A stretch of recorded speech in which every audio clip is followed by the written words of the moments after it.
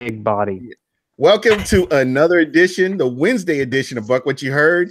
I got my guy, Sean Williams on from Under the Dome podcast. Sean is a great guy. He does check out Buck What You Heard, when you do the show. So I'm always appreciative of you, giving us some likes and I appreciate you following us. And, at times you get in the chat and talk with everybody. I mean, that's what's, great about football.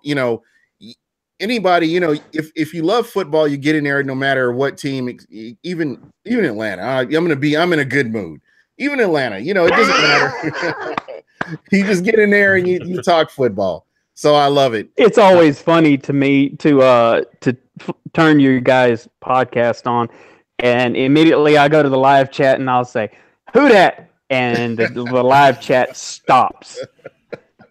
And it sits there for a minute or two, and then somebody else will say something, and then it's like they turned all the guns on that gunship in Raymond James Stadium on me, and boy, they unload with both barrels then. Yeah, but you know what? It's all fun. It's all fun. That's what I appreciate about it.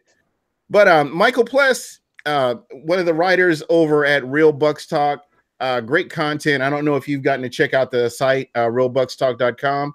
But if you ever want to know about what's going on with Tampa, this is the guy to talk to. With the draft coming up, if you're interested in, I don't know if you're following him. If you get the chance, please follow him.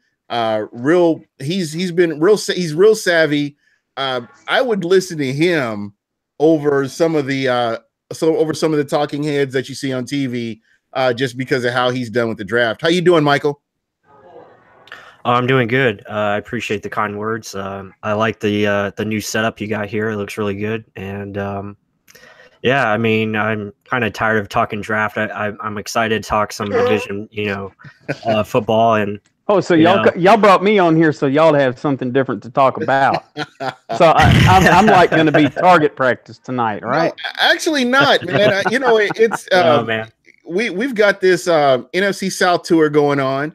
So we want to, talk about, we face you guys twice a year, and it's, last year we all kind of missed on, what New Orleans had done in the offseason, what they did in the draft. And they came out and just, they caught everybody by surprise. And I won't say by surprise, but they went out and won games. And when you have 2,000+ yard rushing running backs, I mean, that's huge. And we haven't even begun to discuss about the defense. So I want to make sure that the listeners are aware of who you're facing twice a year. I think that's kind of important. So you are our first stop in the NFC South tour. Oh, you got to start with the champions, right? I want to thank you guys so much for having me on. I always love hanging out with you guys. You're some of the most knowledgeable guys when it comes to what we do. You're always very complimentary of me, and it's very much appreciated. And the respect is thrown equally back at you guys. Thank you so much for having us on. And before we get started, I would like to invite everyone to tune in to our show next Tuesday night at 7 p.m. Central Time. It's going to be our huge annual pre-draft show. In the first hour of the show, we will have a very special guest. New Orleans Saints cornerback Arthur Mollett is going to be joining us. And in the second half, we're going to do a live first-round mock draft from writers all over the country, covering all these different teams. Each writer will be covering a division. So with the exception of the NFC South, which I divided up for obvious reasons, but we have a Colts writer that is covering the AFC South, and he'll be drafting for each one of the teams in the South. We have one writer that's covering the AFC North. He'll be picking for Cleveland, Pittsburgh, Baltimore, and Cincinnati, and so on and so forth. We did this a year ago, and it was our most viewed episode of the season. And I just want to invite everyone to join us and be a part of everything we're doing. Yeah. So I have to ask you, we're talking about the draft. Who is New Orleans looking at? There's a couple of long snappers that we really need, to be honest with you. I said this on our show last night, Gene. Are you sandbagging me? I mean, really? I'm making light of a long snapper. I'm making light of the situation, but in all honesty, on our show last night, I said, in the previous, say, 5 years, I have never seen an upcoming draft where it was, for lack of a better term to use, it was so hard to read. There's not, you're not a 7-9 team looking to go get over the hump and become a winning season / playoff team. You're a playoff team that's looking to make that push, not just to get further in the playoffs, but to win a Super Bowl. And then also you factor in that sappy factor of one more for Drew before he goes. And I try to downplay that. I don't. And you know what? I got to ask you, what is the mindset of the team? I haven't really been able to follow the Saints like you do. That's why we have you on here.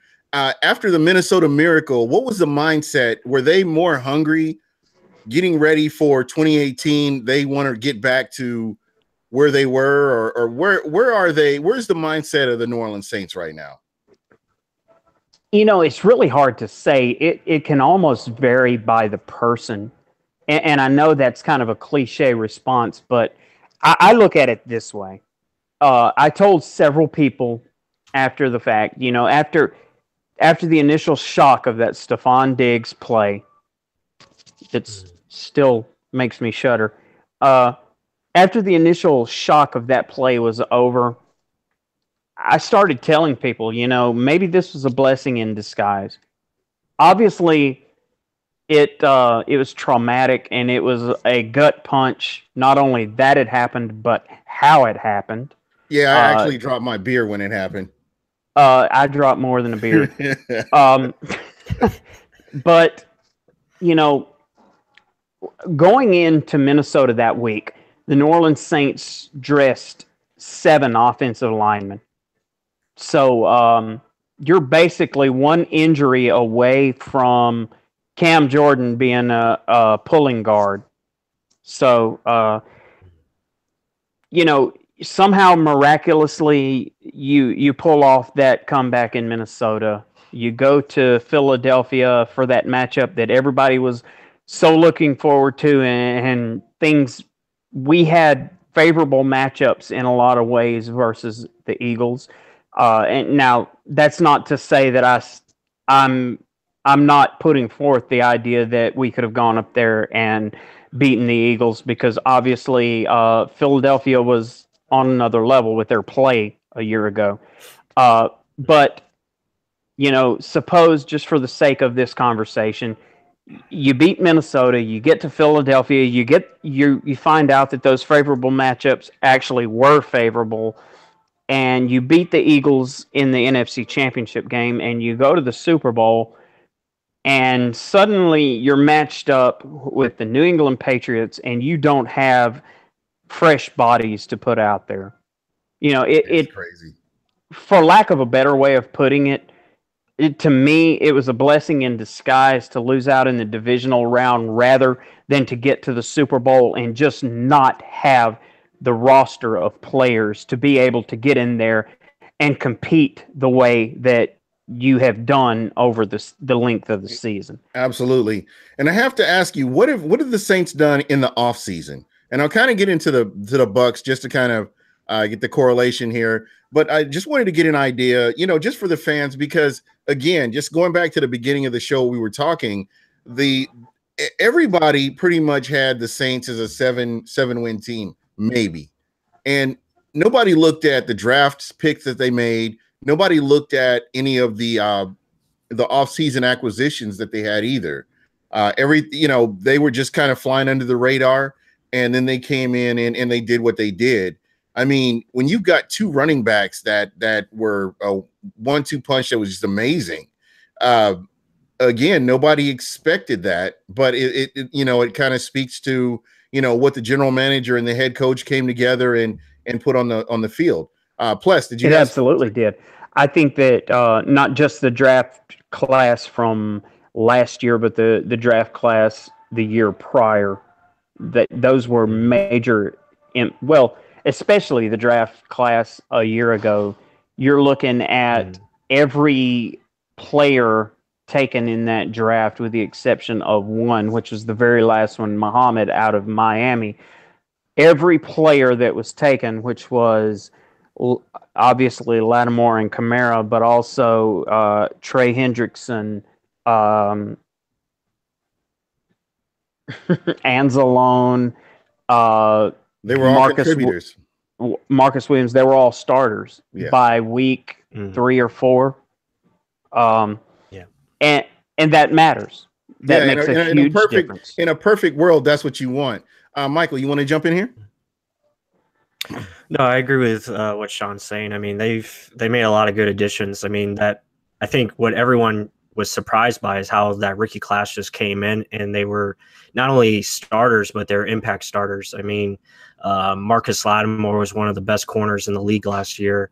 Marcus Williams, a really good safety, along with Von Bell and his rise in play. So I think they were just surprised, and then Kamara was just outstanding. I mean, the way he elevated the whole offense, I mean, he really brought that offense to a new dimension. And then also the other rookie that we're forgetting is the offensive lineman, Ramczyk, I think it is. Yeah. Yes. Yeah. So he was another good addition. And he's probably going to be a bigger role this year because of, I think, what's his name? Zach Strife retired. So, Strief. Yeah, I'm sorry. Yeah, Strief. He retired. So, I mean, they're pretty much loaded. And then, this offseason, they've added, more pieces. I think their defense is going to be better, especially with Demario Davis coming in and then getting another offensive piece in Cam Meredith, which I think is a steal, getting him for, the contract that they did. So, I mean, they're prime and ready to be one of the contenders again this year. It's going to be a great division battle between them and pretty much everyone in the division. It's going to be fun games for sure. Yeah. And I have to ask you. Go ahead. I was just going to say, before our division games this week, can we have a little huddle in the locker room with Jameis Winston and Mike Evans? We don't need no W's, licking the W's on the sidelines and poking people in the back of the head. Come on, guys. Yeah, and again, that you know what, and there again, that's the level of maturity. You got young players, and that's what it comes down to. Well, I make light of that, but I think that, and I don't mean to do this at the expense of the Buccaneers, but I think that was a solidifying moment for Marshawn Lattimore, because he had the opportunity to act every bit the way that Mike Evans did, and all he did was get up and say, "I want him on the field. I want him on the field." And that kind of set the tone for the second half of his season. Of course, from being on here with you guys, that initially before the hurricane came through, I had picked the Buccaneers to win the division last year. Mm-hmm.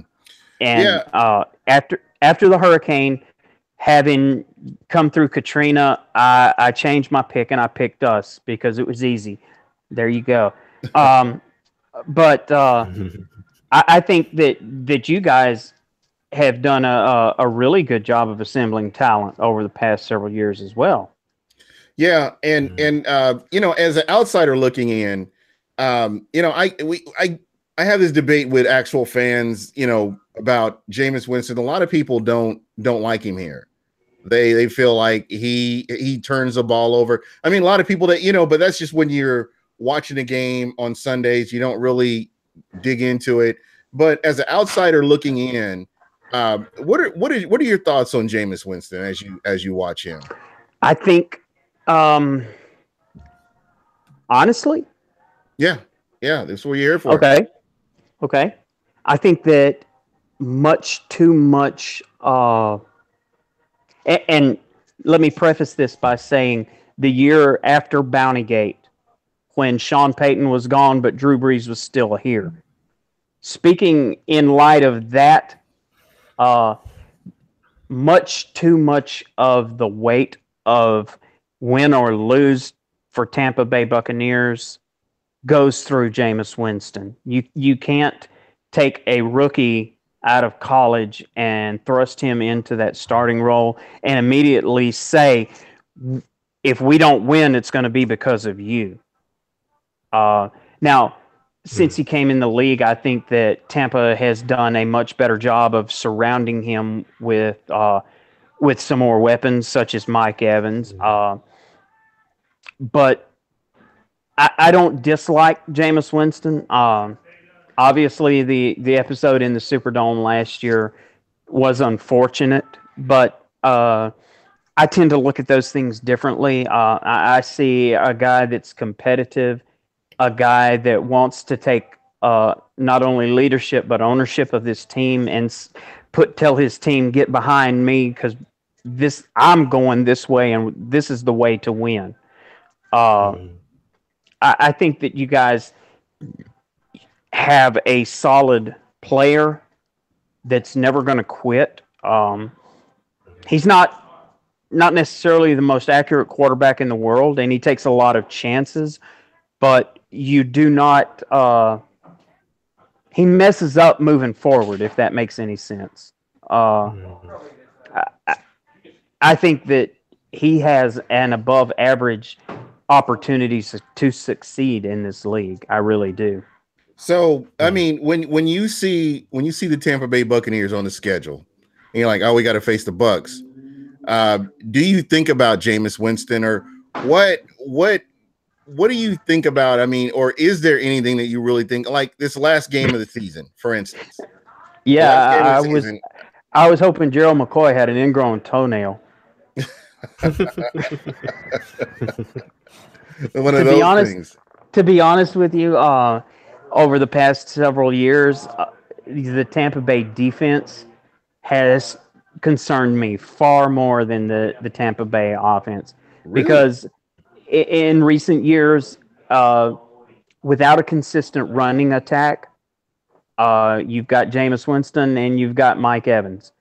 And you guys brought in the high-priced talent of Deshaun, and it never materialized. So you're basically looking at a one-dimensional offense, and inside of that one-dimensional offense is basically two guys playing catch. Of course, you had these lesser guys. I don't mean lesser guys.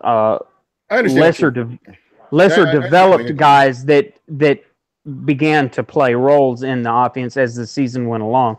And I think a year ago we played you guys towards the middle of the season, and then again at the very end of the season. So these guys had an entire season's worth of experience to pull from. But you guys' defense with Gerald McCoy and Levante David, right? Yeah. Mm-hmm. I for some reason I was thinking 49ers. Anyway, your defense has concern because you go back 6-7 years. Tampa Bay's defense always plays the Saints tough. Drew, every year before last year. But you got to consider too, the Bucs went like 6 years without beating the Saints. Yeah, but they intercepted Drew Brees 3 times a game, man. Yeah, but if it doesn't account the W's, I mean, again, and this is cool, just getting your perspective on this, and this is what that's big for me is knowing what other people are thinking. Oh man, when you face the Tampa Bay Buccaneers, and I'll tell you, you being on the show, and Michael, I'm sure Michael will chime in on this too. I see the Tampa Bay Buccaneers offense as the weapon, and the defense. There have been times where that defense hasn't been able to stop the run or whatever. I'm really curious this year to see what they do, stopping the run and, with the changes on the defensive line, but we kind of have to wait and see what happens with the draft. The draft is going to be huge as far as this goes. Kind of going back to the Tampa Bay Buccaneers offense, you have players like Cameron Brate. You've got OJ Howard. You got players like Chris Godwin. But you should know about Chris Godwin, right? You remember his name. Yep. You remember what he did. So I'm just saying, these are players that, because of the way the season went, you really didn't get to appreciate what they did. But, if you're off, we know because the Saints, the Falcons, and the Carolina Panthers all went to the playoffs. That was the big story, and kind of the fall off that Tampa had with the injuries and just the fact that they didn't win like they were supposed to. That really kind of set the season back. Mike, you want to jump in here? Yeah, I was just going to say, as far as, Sean's perspective on our offense, I think, he's right. I mean, pretty much, over the last couple of seasons, it's been mainly, Jameis going to one or two guys, whether it be Cameron Brate or Mike Evans. Those are our main two weapons.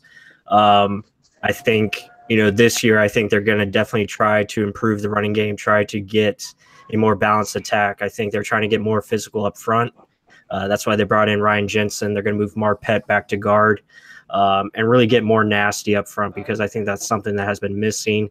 It's been hurting the red zone offense because they can't really run the ball inside the red zone, and they have to rely on the passing game. And it gets tough when you can't run the football inside the 20. So I think that's a focus where they're going to try to get better and really help their offense, because like Gene said, the offense is really our strength going forward. It starts with Jameis Winston, and I think they're doing their best to build around him. Now, I do think our defense will be better with the additions that we've made, especially up front. Getting a more consistent pass rush is going to help us out.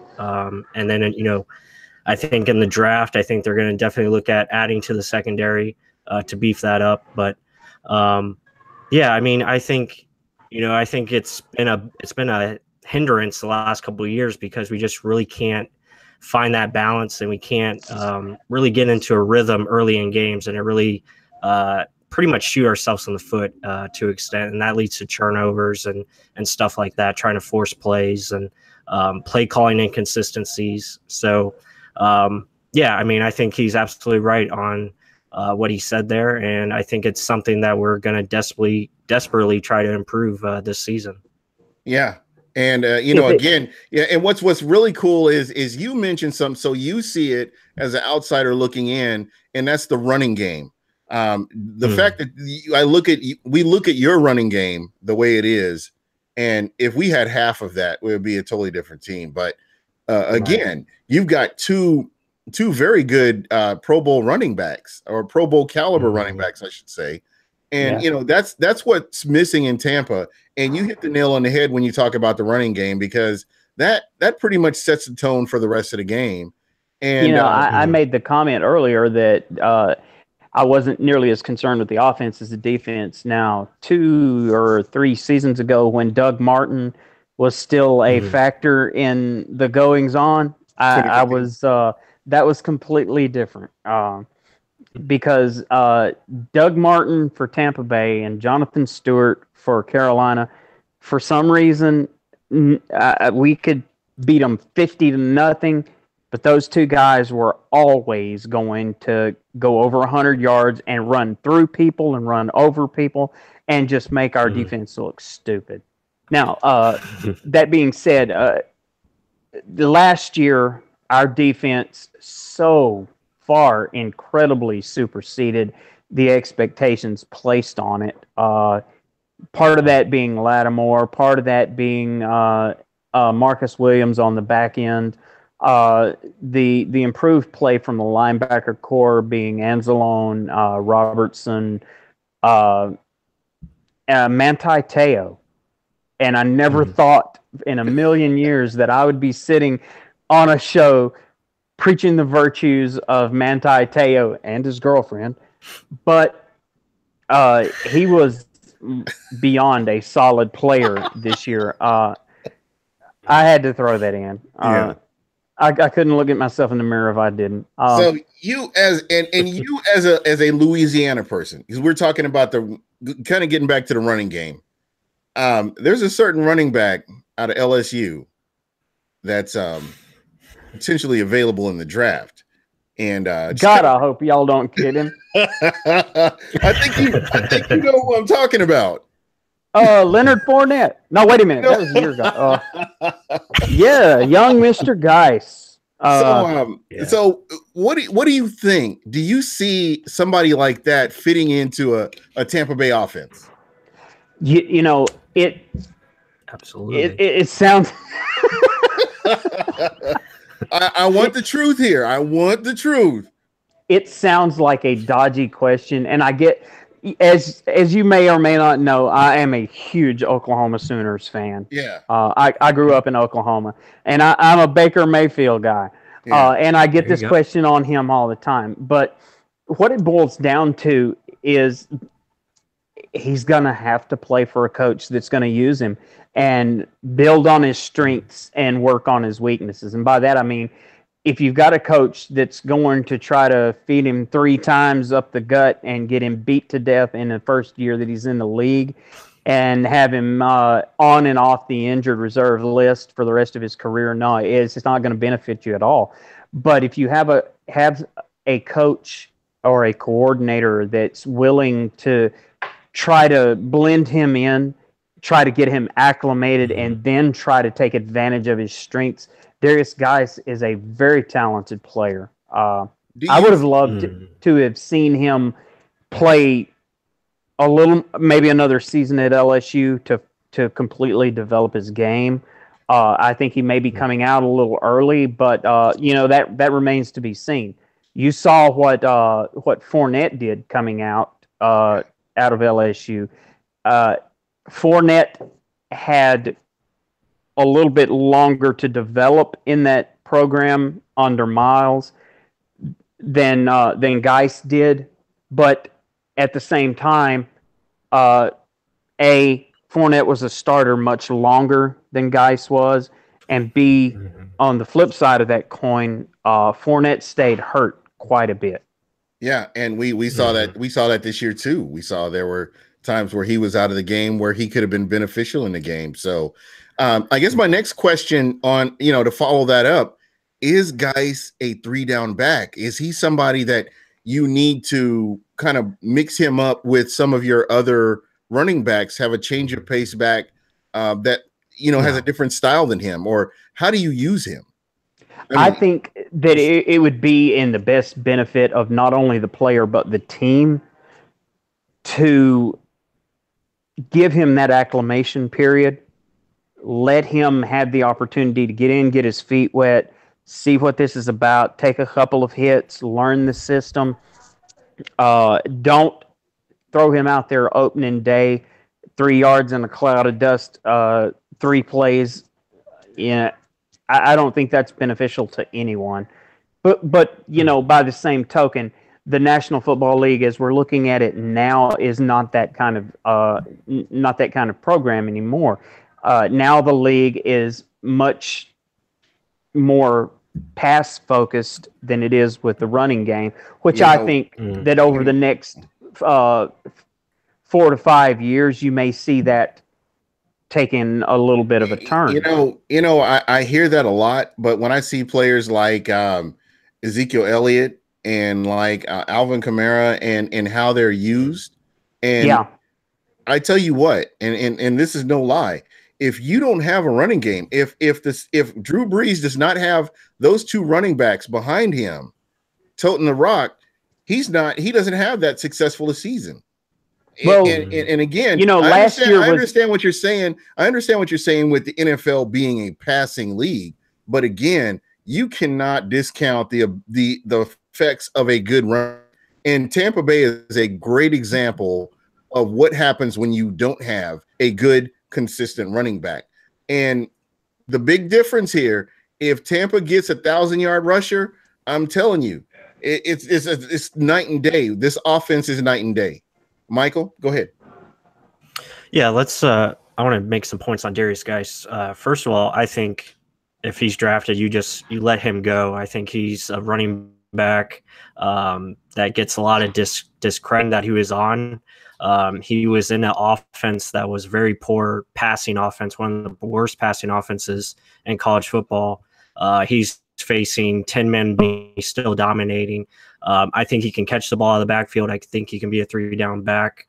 I think he's one of the top players in this draft. I think he's should be in consideration for top 10 pick if it was me. But I think he can come in right away and have success. I don't think you have to give him a period of getting acclimated. I think he'll be just fine, especially if you put him on an offense where you have a dangerous passing attack and can open up that box a little bit.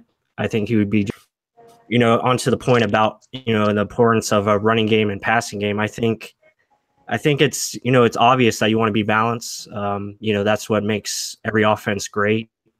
But again, it's a space game. It's all about creating mismatches. It's about creating options through your best players, trying to get the ball in your hands of your best players and let them take over. And the run game allows you to do that. If you're able to run the football consistently, basically what you do is create space on the outside. It helps pretty much open up everything inside, the middle, opens up the middle, but you can also open up the outside because of play action. So it kind of works hand in hand. But I would agree that is more of a passing game. I mean, it's all about, finding those one-on-ones. Right. Yeah. And, not to take away, you guys are absolutely right. But if you can, if you watch like Dak Prescott, when Dak Prescott and Ezekiel Elliott were on the same page, both healthy, that offensive line, his running game helped Dak Prescott a lot because it took a lot of pressure off of him and he was able to get those accurate throws out.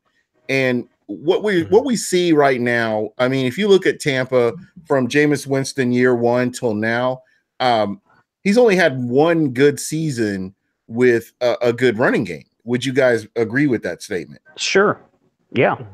And that was when Doug Martin was like the second leading rusher in the league.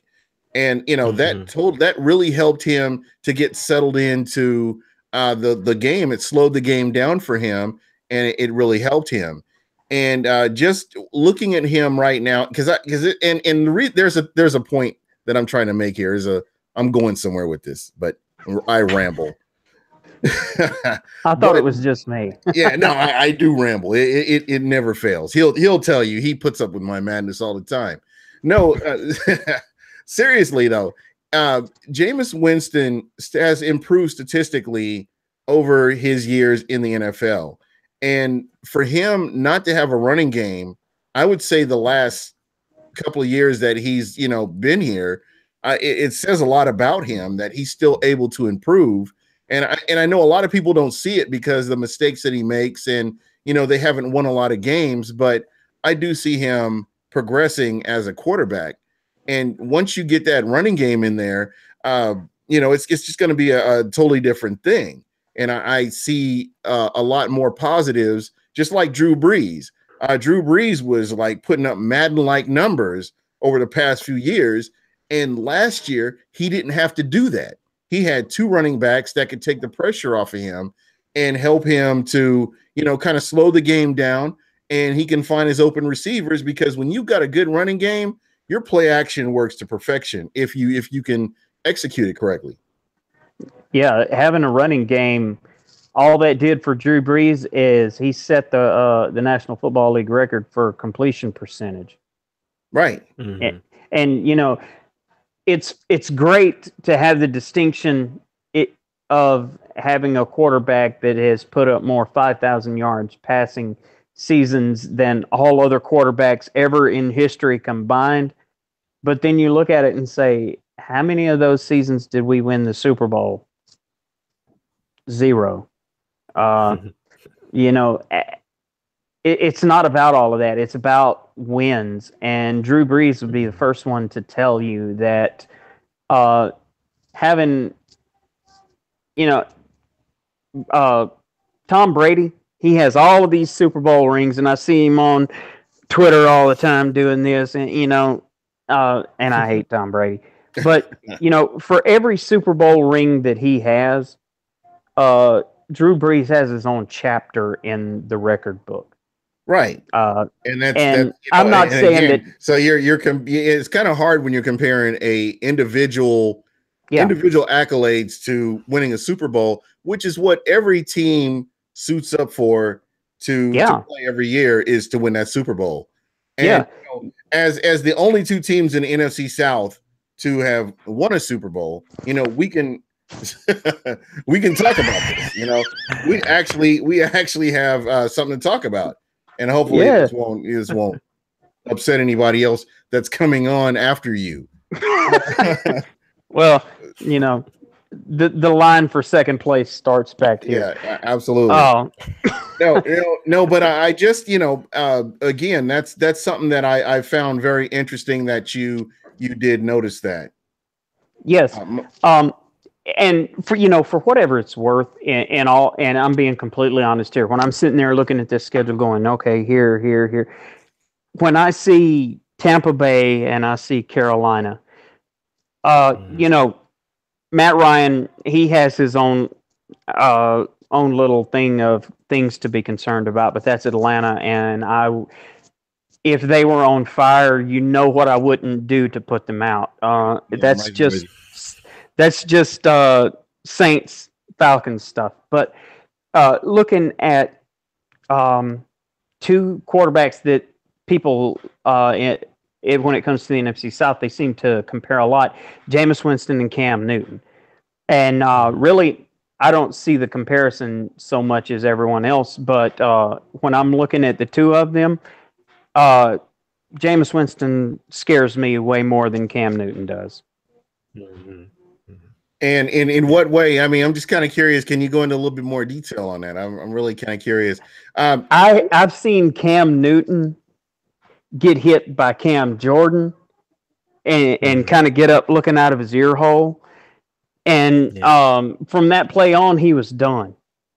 I've seen Jameis Winston get rocked by several different linebackers for the Saints, and he wasn't done by a long shot. Right. Yeah. And you know, that's not a condemnation or a slur on anyone. I see things in Jameis that I don't see in Cam. I see positive things in Jameis Winston, things that if it were me, I would want to see in my quarterback. Yeah. It's obvious from looking at him, from watching. And I want to ask you, I'm going to jump in here real quick. When you talk about Cam Newton, and I hopefully my Carolina people that do watch the show don't take offense, because I have to ask this question. Do you see Cam Newton quitting at times? Not quitting, but kind of giving up and making that business move where I'm like, okay, I'm gonna save myself for the next game. Or do you see him? Because the one thing that I can say about Jameis Winston, and I don't want to sound like a homer, but Jameis Winston, if we're in the 4th quarter, I'm watching this game because I know that Jameis Winston is fighting till that last whistle. I watched and I watched. Case in point was that game last year between you guys and the Falcons. Y'all had nothing to gain from beating the Falcons, but I was sitting there with bated. I was on the edge of my seat, just knowing that Jameis was going to pull it out. Of course, you know, obviously it didn't work out that way, but you know, Winston and his leadership and his play was what kept me involved in that game, though. Yeah. So, you know, and again, and I'm like you, I don't see the comparisons between Cam Newton and Jameis Winston. Mike, did you want to jump in here? Yeah, I just, as far as Cam goes, I think, the book is out on him as far as how to kind of get him off his game. I mean, if you hit him, one or two good times, I think he starts getting into his head a little bit, and he starts to get, he starts thinking a little bit too much, and he gets a little angry, and starts getting frustrated. And once he gets frustrated, I think he can't find himself to get back to where he was to start the game, if that makes sense. I mean, he just doesn't know how to, ride the ship right the ship back again. It's just, I think he gets out of his ways a little bit and tries to do too much, and it ends up costing him. I think Jameis at times tries to do too much as well, but I think Jameis has a better understanding of how to, when he knows when it's time to control himself. I think he does a good job of being more calm, and that's come with maturity. That's come with time. Yeah. And I think you'll see it this year. I think he's starting to play more calmer in the pocket, more calmer as a quarterback, which is a good sign. I think that's going to lead to good things for this team. And but Cam, I'm not a big fan of Cam, obviously. I love seeing him get hit, and I think I don't think he's very smart when he tries to, continue to run the football like he does and just continue to take beatings. But again, the guy's a different animal. I mean, he's a huge football player. I mean, he's got all the size in the world. His size, and then again, I'm sorry, Michael. Oh no, go ahead. His size gives him the opportunity to try and do things that other quarterbacks are not able to, maybe with the exception of Ben Roethlisberger. And Ben Roethlisberger is not intelligent enough to do what Cam Newton does, simply put. But, like you said, I've seen Cam get hit one good time, and then he jumps up and he's like, well, I'll show you. And then he gets hit again, and he's like, okay, I quit. But, I told someone this the other day that at the rate that he's going, Cam Newton won't be able to play another 5 years. He may be active roster after 5 years, but he's going to be one of those guys that comes in and he'll play 2 games and then be hurt for 3 and come back for 2 and then be out for 5. And it's just going to be, he's putting himself too much in harm's way. And I think that's the big thing that people don't understand about these running quarterbacks in college going to the professional level.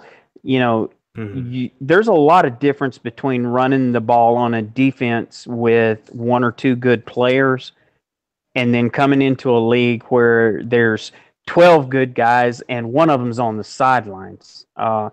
Everybody that you're playing against is one of the best in the world at what they do. And they're going to hit you, and they're going to hit you hard, and they're going to try to hurt you because that's what they get paid to do. And from an organizational standpoint, these teams are not going to allow the by leaps and bounds the highest investment player that they have on their roster. They're not going to allow them to be put in jeopardy play after play after play. And it honestly it baffles me why the Carolina Panthers have chosen to continue to allow that to happen. To an extent, I mean, for the most part, until they got Christian McCaffrey, that was their offense. And the time is going to be very indiscreet with them when it comes to Cam Newton. I honestly believe that, unless they change something. Yeah.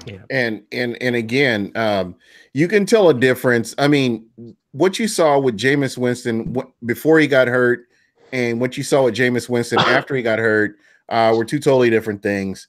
You saw a quarterback that was a little bit smarter, making plays and not putting himself in harm's way towards the back end of the season when he came back, and he was healthier than what he was when he went out.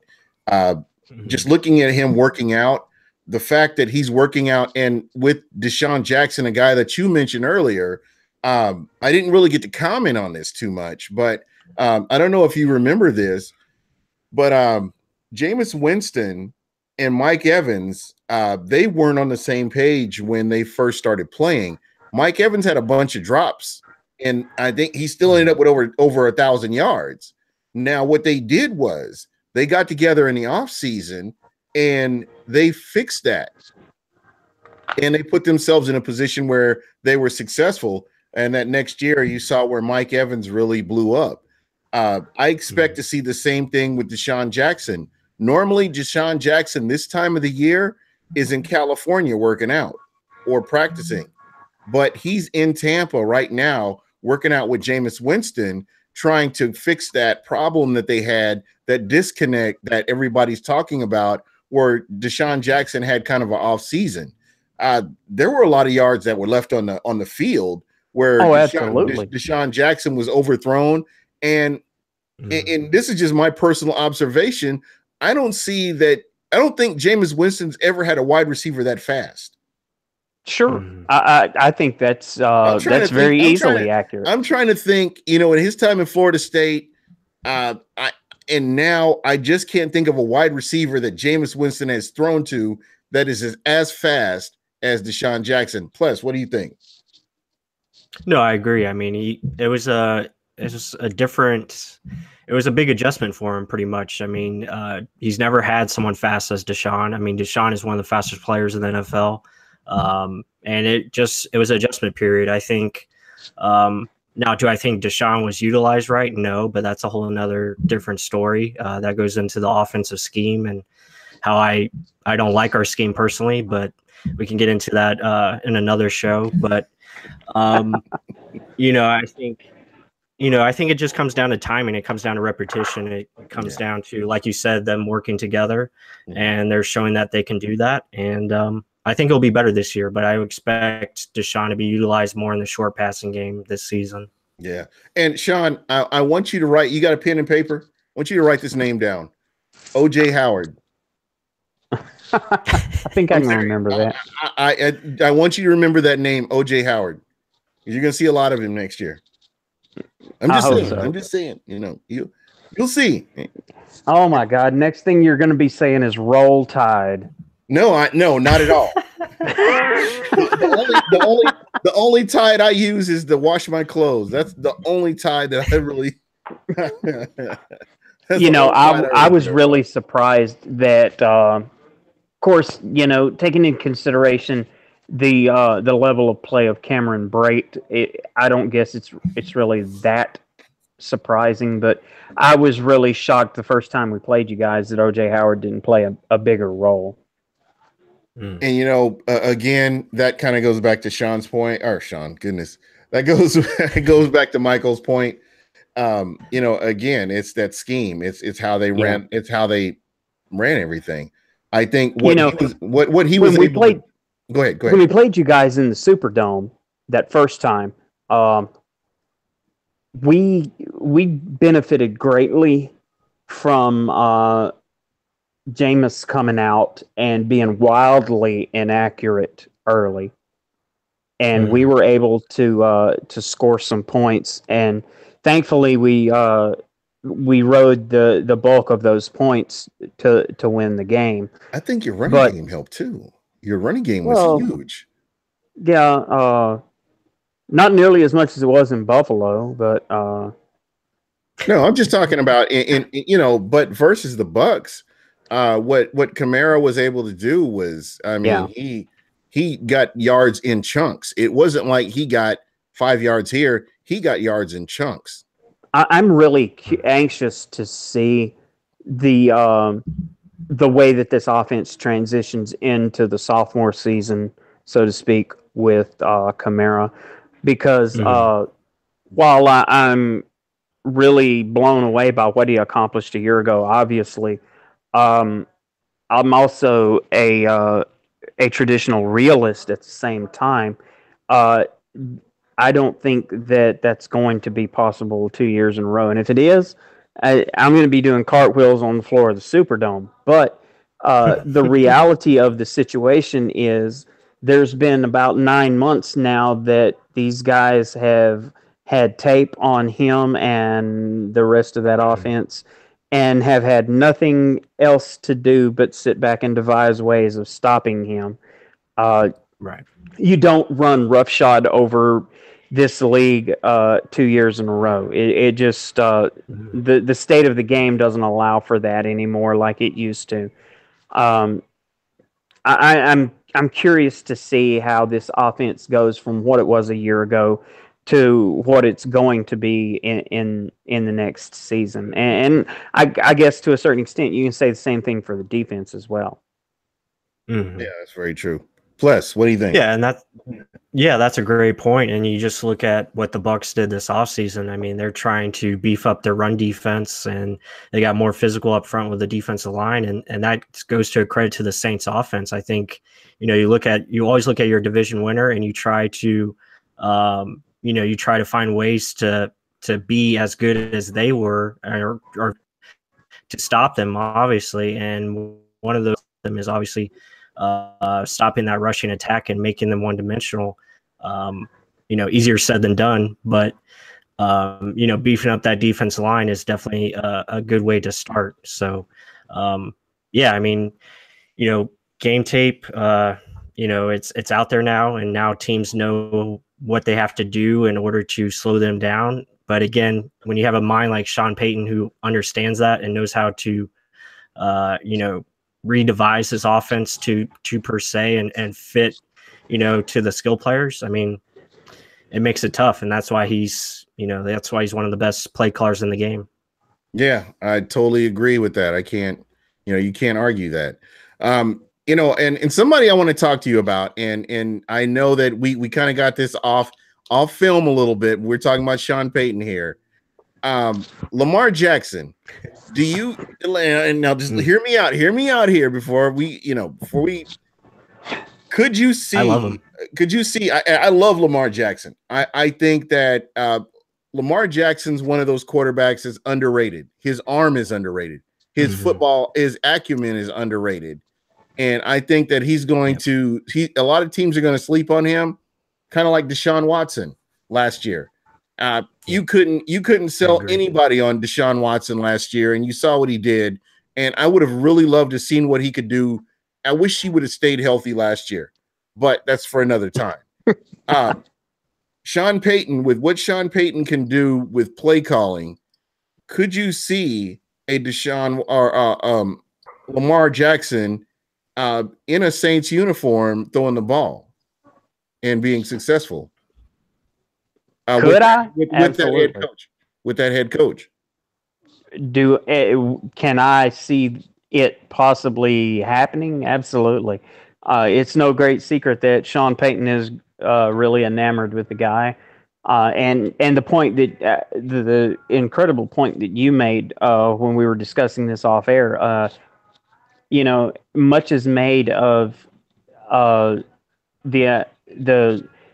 running that he did at Louisville, but nobody seems to be so readily willing to admit that that's because he had no choice. He had no supporting cast to speak of.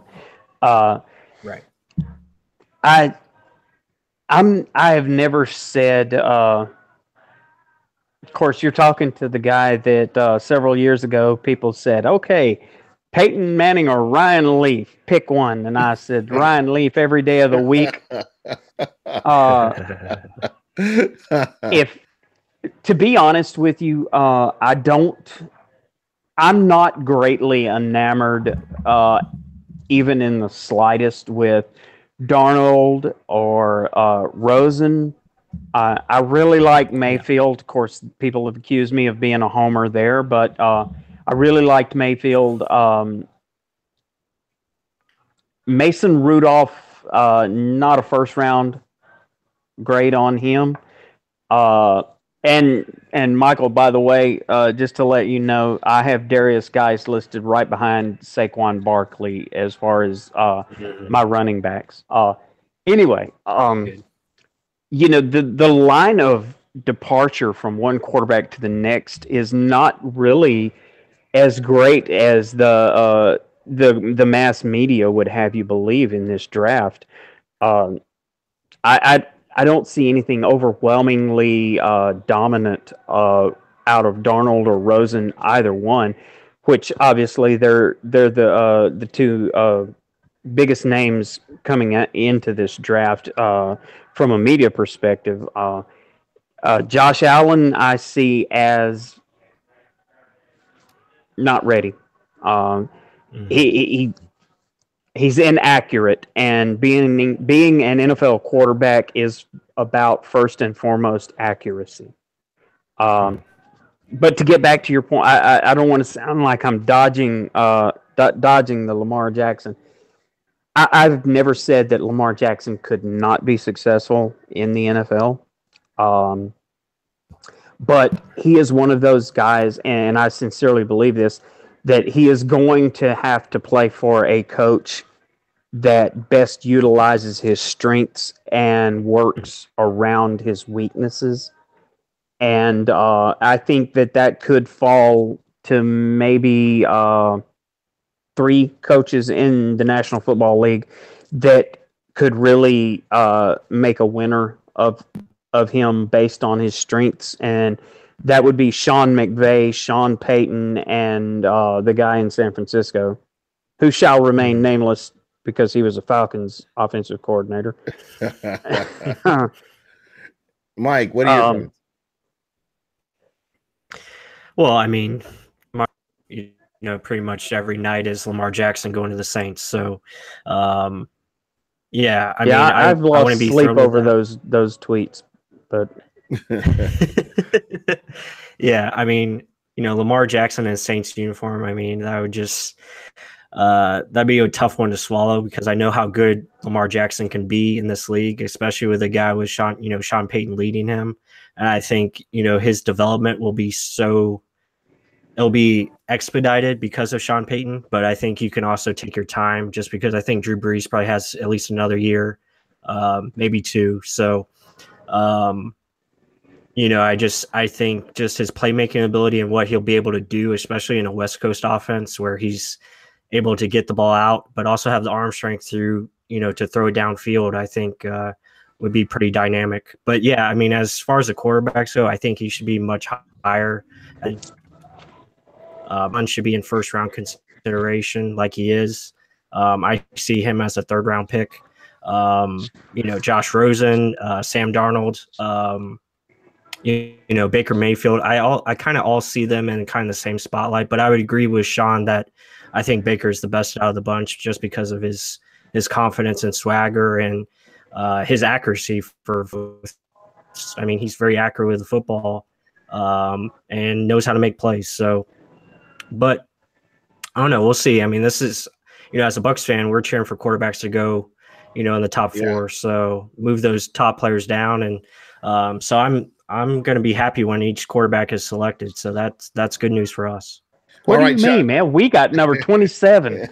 All right, Sean, and this is where you're going to help us out here. This is where you're going to help us out. Check this out. Okay, Gene, there's one more point I'd like to make on this conversation.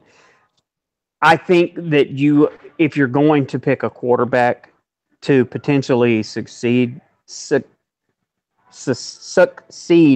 Drew Brees, I think that you have to look long and hard at their mental makeup as well, because you're not just coming in to play quarterback, be the next quarterback for a team.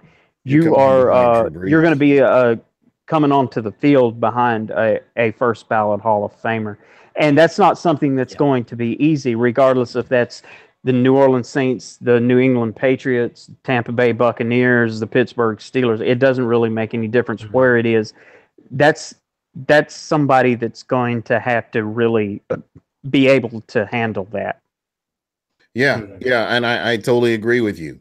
I guess the thing that really enamors me with this move would be that he wouldn't be expected to start right away. Sure, he's gonna get to sit behind Brees and learn and that kind of thing. But I kind of want to switch gears because this is a Bucs show. I want to kind of stick with the Bucs here. And you are now putting on your GM hat. In that number 7 pick, and I know you've been studying the draft ad nauseum. I know you being a writer, such as you are, who would you see going to the Tampa Bay Buccaneers at that number 7 position? Oh, I mean, based on man. you know, because you've seen the Bucs twice a year, the 2 times last year, you get an idea of what the Bucs might need to do. So, to you, as you're looking at this team, who would you pick in a number 7 position? If I were a Buccaneer, I should have had a hat for this. That sounds good. I can get you a jersey. I can get you a jersey overnighted, buddy. Doug Williams, baby. He went to college right up the street. The Bayou Bullet, Grambling. That's right. If I were the GM for the Tampa Bay Buccaneers, I would more than likely, I would take Darius Geis. Pless nailed that one on the head. What that offense is missing more than anything is a consistently dependable running game, and I think that Geis could be that for you guys.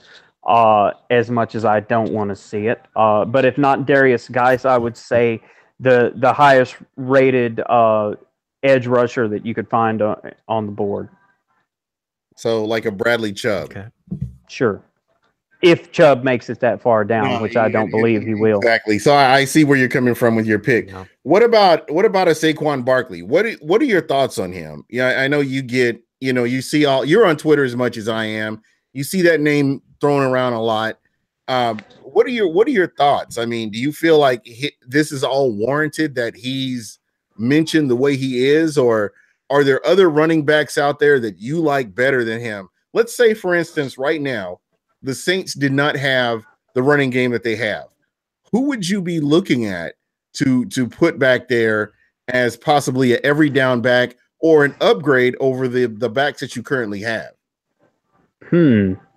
Okay, you're saying that I don't have Kamara, but I do have Ingram? You don't have either one.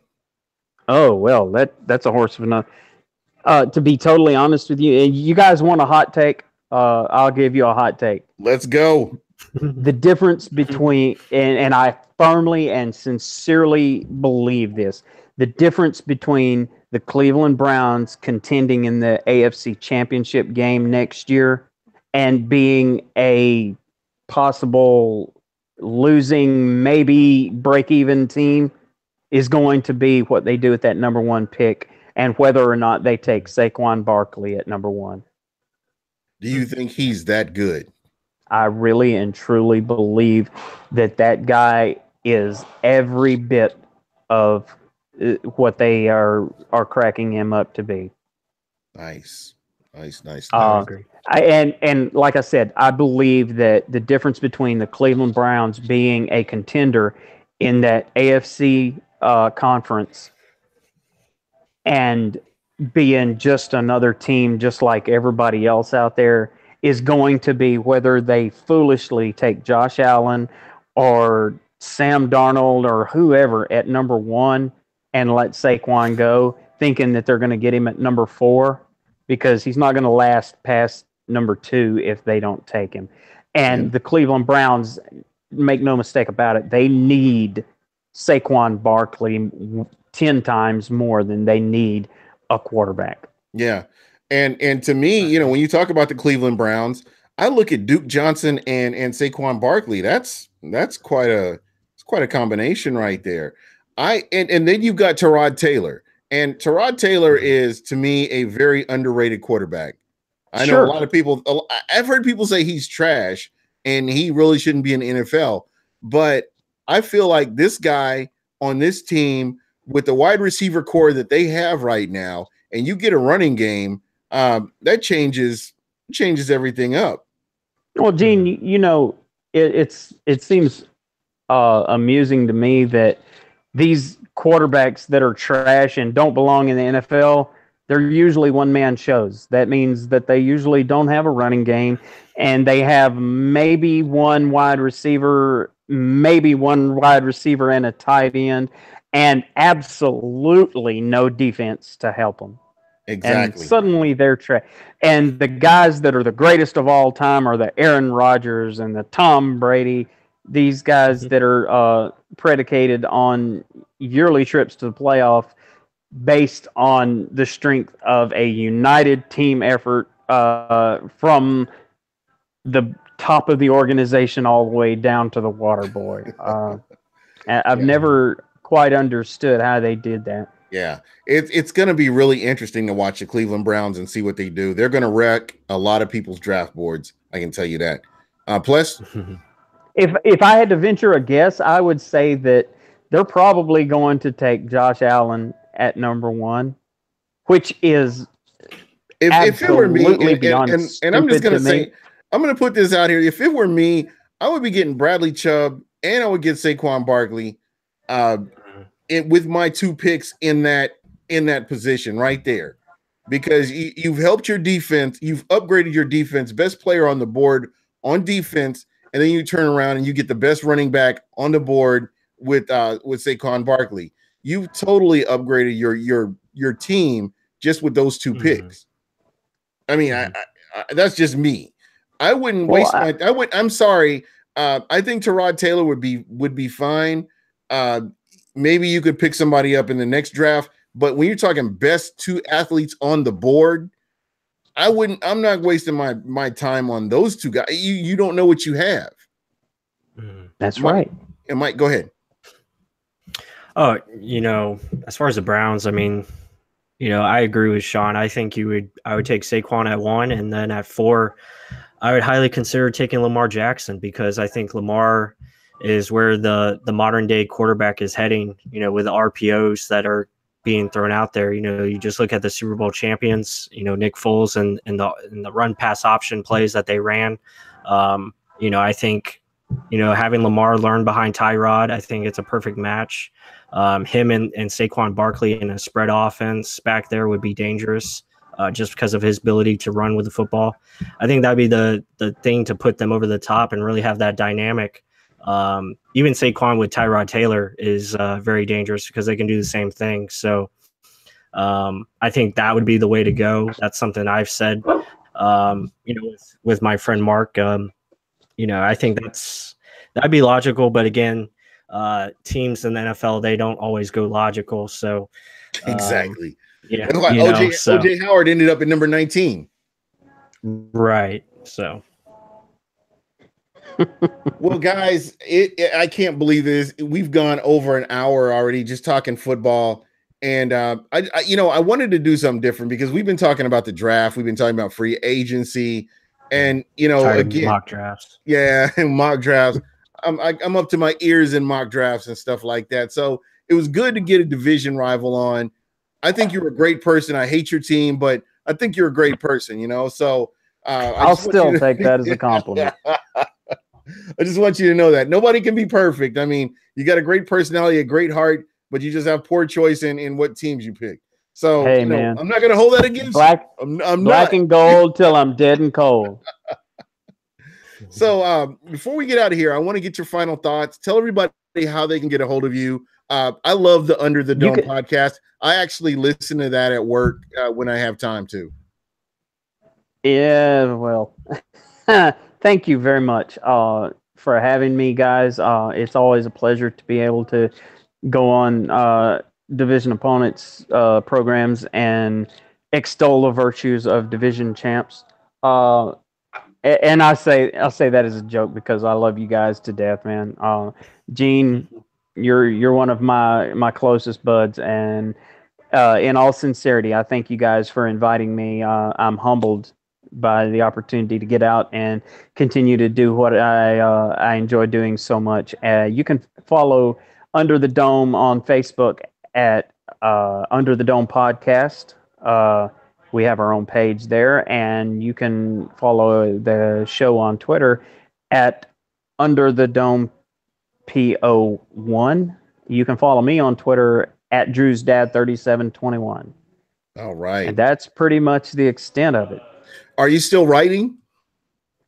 Doing a little freelance here and there, but not so much since the off season has kicked in. Looking for some different opportunities in this upcoming season, though. All right. Michael Pless.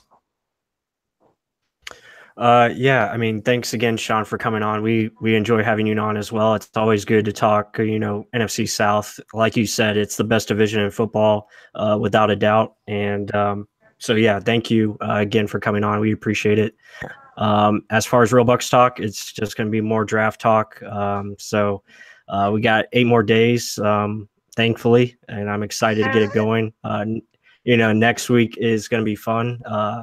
And we're thinking about maybe doing a live commentary during the draft. I'm not sure. Me and Mark are talking about, my partner that I work with at Real Bucs Talk. So we might do a something live, but not sure yet, depending on how much alcohol is going to be flowing, because we are probably going to be drinking. So, but we'll see. It's going to be a lot of fun, and just look for a lot of new articles coming over the next week and a half or so.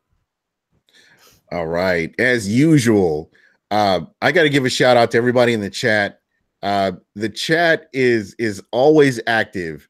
Sean Castile, Corey Fleming, Buccaneer Bruce. I love what he brings. He's somebody that real high football IQ. I mean, he doesn't come with nonsense. He's always got something to say. Ricky Dugat, let's see, Buck the World, UKJ1. If there's anybody that I missed, I'm really sorry that I missed you. I'll catch you the next go around. This is a fan show, and I want to make sure that I get you guys all included. Sean, again, I can't thank you enough for being the initial team for our NFC South tour. And we probably next week we're going to be we'll definitely be talking draft, and we're going to be kind of breaking that down a little bit more, because it's here finally, and it's not been, this hasn't been a pleasant season for me, because and I'm sorry, it's just everybody's stressing out because the Bucs aren't doing what they want them to do, but ultimately you have to look at the finished product. Yes. So I'm just kind of and Mike shares my same sentiment. We've been talking about, okay, this is what the Bucs didn't do. Okay, we're cool with that. We understand. And we understand that offseason starts here and it goes until the first game, the first kickoff in September. So all that stuff in between, there's a lot of things that can change. These rosters are fluid. There are still moves that are going to be made even after the draft. And you never know who that player is going to be that the Tampa Bay Buccaneers are going to pick up that could be that difference maker. So, again, you just kind of have to be patient, let things roll through, and just see kind of how everything goes. And, Sean, again, I'm just glad you're on and, providing us information about the Saints. Hopefully, we'll have a better success rate against the Saints this year. I know we split with you guys. It would be really nice to get a sweep next year. So, seeing how I'm a guest in your house, I'm not going to dignify that. All right. But anyway, I want to thank everybody again from the chat. And that's pretty much it for us. I'll get this up. You'll be able to check this out on Libsyn. And I'm going to make a few changes on here, but it should be available very soon. Again, thanks everybody who checked us out. And remember, Buck, what you heard.